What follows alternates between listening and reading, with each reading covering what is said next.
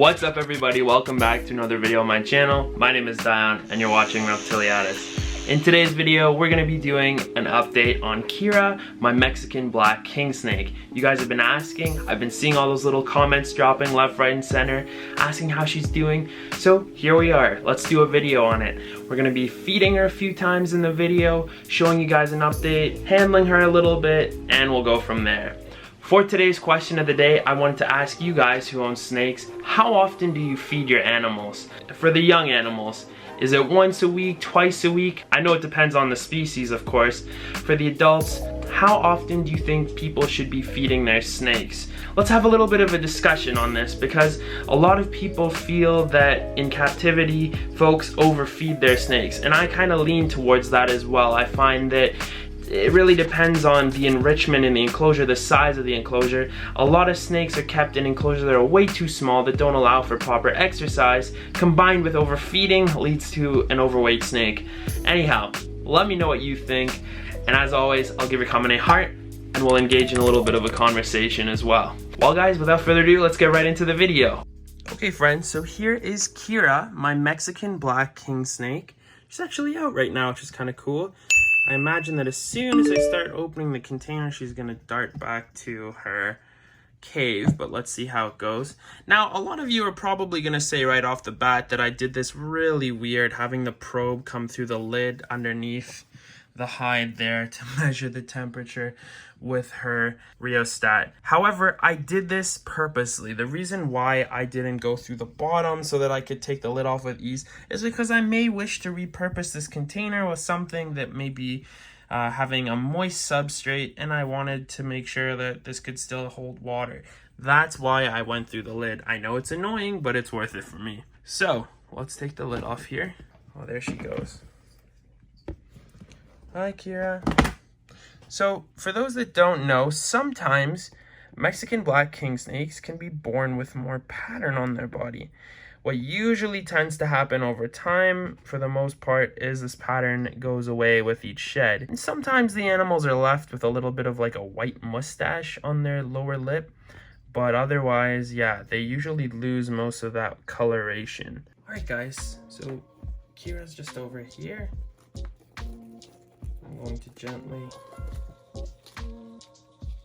get her out so you guys can have a closer look.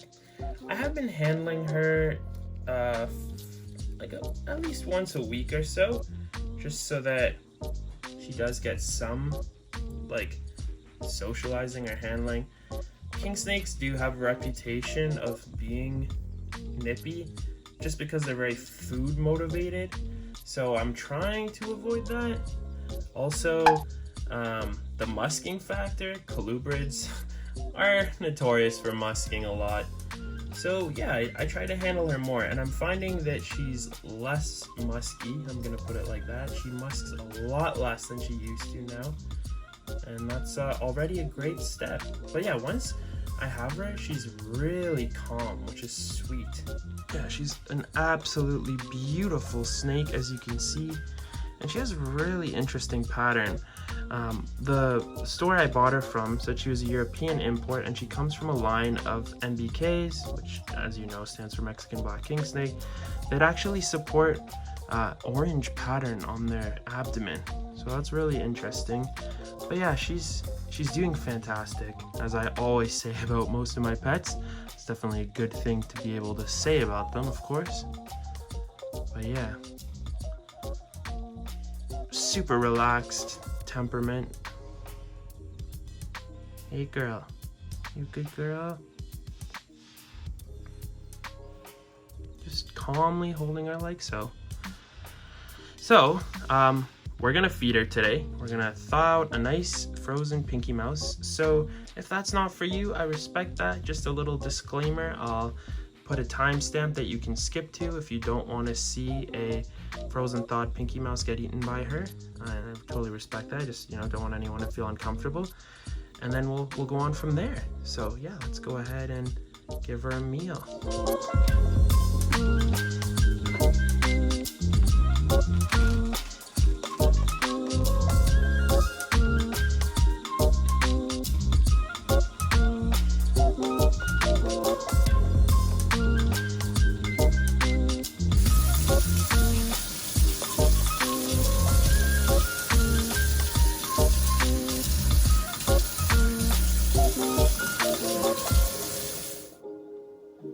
Alright guys, so it's time to feed Ciara. So we're gonna take our frozen thawed pinky here. The first thing I want to do is just put it on a paper towel while it's still warm and gently dry it off.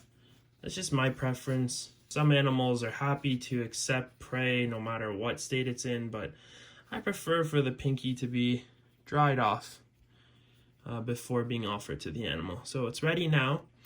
We'll move our water out of the way.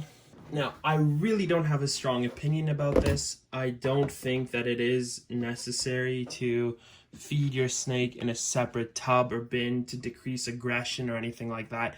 However, for the purpose of this video and getting to see her eat, I'm going to put Ciara in this bin and feed her in here so that you guys get a better shot.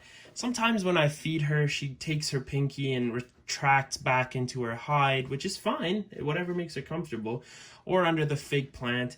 But today we'll feed her in here so that you guys get a good look. So I'm going to gently take her out again. Ciara, hi. Hi, Ciara, come on. Hopefully she won't be too nervous. Hi, we're going to feed you. Are you ready? Hopefully she'll be calm. It is kind of a weird space. And then we'll offer her the pinky in here. So usually I grab the pinky kind of along the back and dangle it to the animal like so. Ciara. Oh, are you see her tongue flicking? She's very receptive, that's for sure. Ciara, look what I got for you. Come on.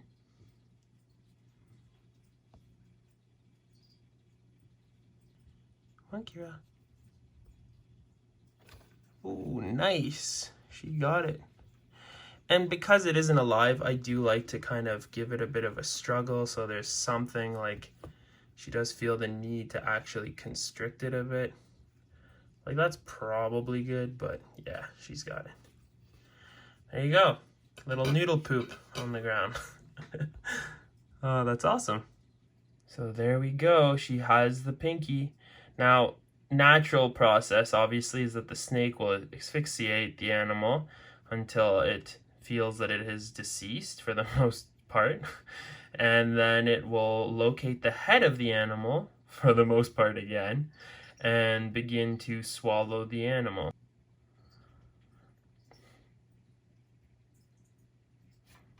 Beautiful. Good job, Ciara.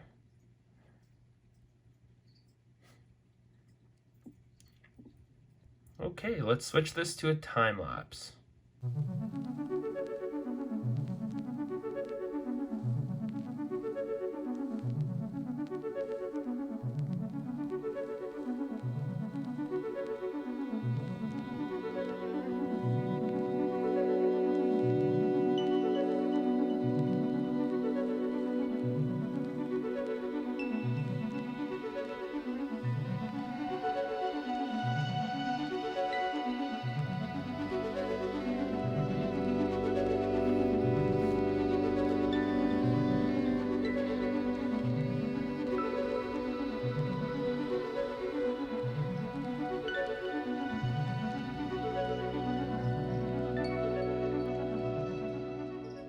Alright guys, there we go. So you can actually see where the pinky has gone. It's made its way down to this lump here. And yeah, we'll give her a few minutes just so that she can kind of let that go down. And then we're gently going to bring her back into her enclosure.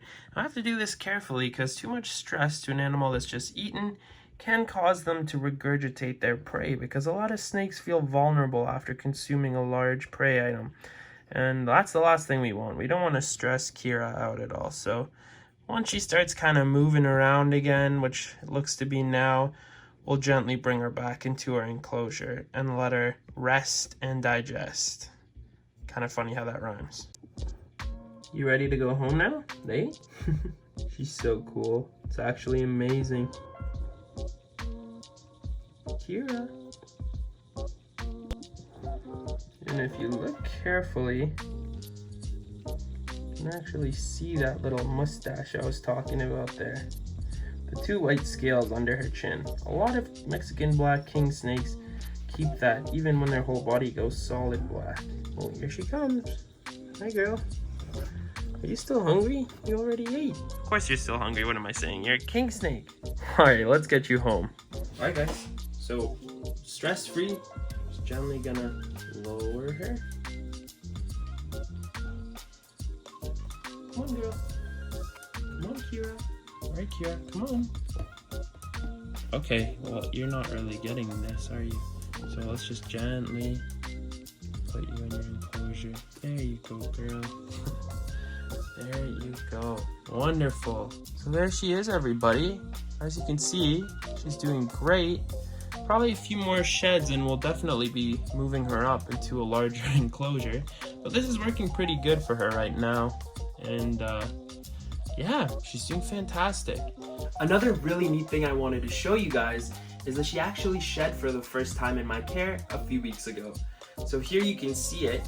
It's actually pretty long, and I'm hoping that if the rest of them come out this nice, we'll be able to sort of monitor her growth and development, and I think that'd be really awesome. So let's have a closer look at her shedding here.